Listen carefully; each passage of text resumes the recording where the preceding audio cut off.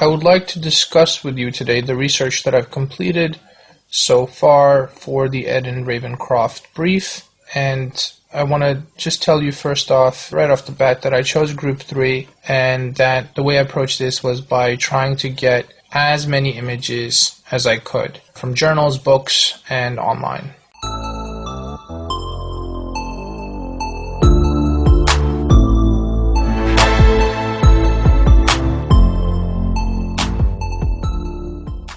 First period that I covered was the Anglo-Saxon period in British history, and that's really about the fact that there were a bunch of tribes. They were Germans, and they came over from continental Europe and settled down in what today's, England. And essentially, I looked at the fashions of the people of the time, and it looked to me like, basically, like it was a bunch of dudes who wore a lot of skirts, and things that seemed like it was a combination between a mini skirt and a toga.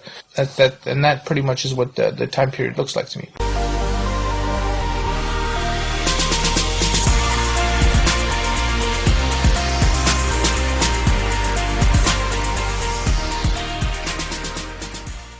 The next time period I looked at was the Elizabethan era, which was an era when Great Britain pretty much was keeping it 100.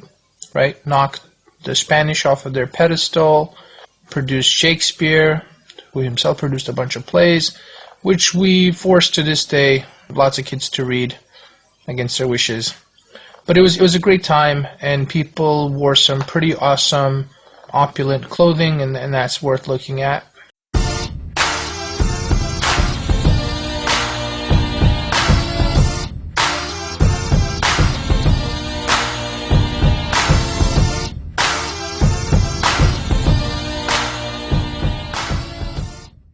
The next period that we looked at is called the Edwardian era, and what's interesting is that these were somehow considered like sort of the last great generation, if you will, before the Great War, which ruined everything. And the way to look at this time period is that people were really, really into their sports. I mean, this was an era of like the sports jock.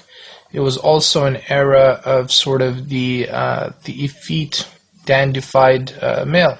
I think all of this sort of can be encapsulated in the bright young things, is what they were called. You should check that out. But, I hope you enjoy the imagery.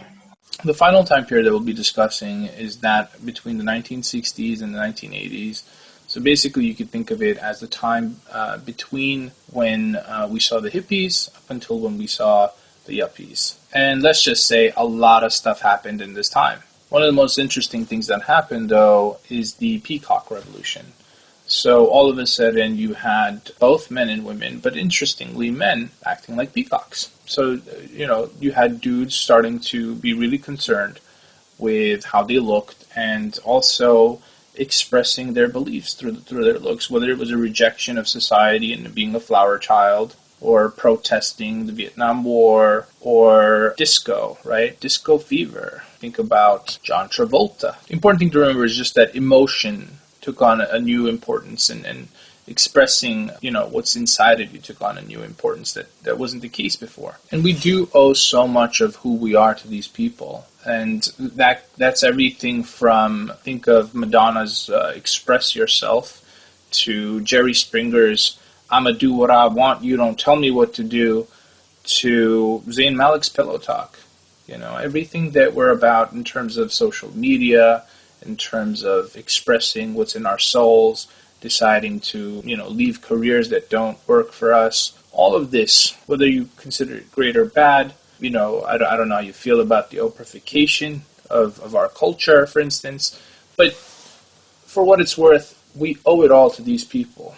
They are essentially our parents, spiritually, psychically, culturally. And what's interesting here is that this presents a huge vista for what is possible in neckties and garments, and even culturally. It's a very crucial time period and well worth exploring.